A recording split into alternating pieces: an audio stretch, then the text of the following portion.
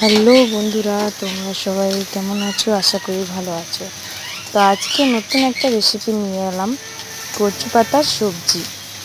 তো কে কে খেয়েছো কমেন্টে জানাবে, ও কে কে খাওনি তার রেসিপি আজকে দিচ্ছি।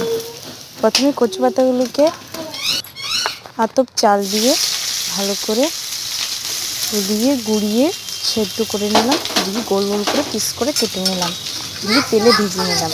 দিয়ে এবারে ভিজে নেওয়ার পরে এই যে তেলে পেঁয়াজ কুচি দিয়ে দিলাম। পেঁয়াজ কুচিগুলোকে ভেজে হলুদ,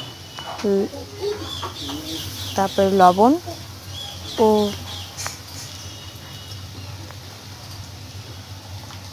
লঙ্কার গুঁড়ি, কাশ্মীরি লঙ্কার গুঁড়ি দিয়ে দিলাম।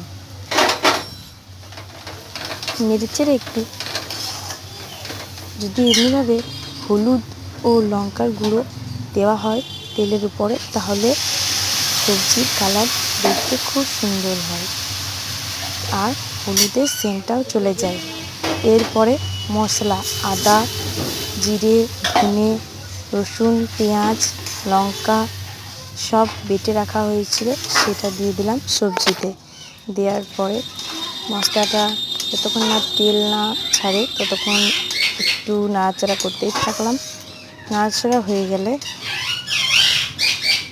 তারপরে জল দিয়ে দিলাম।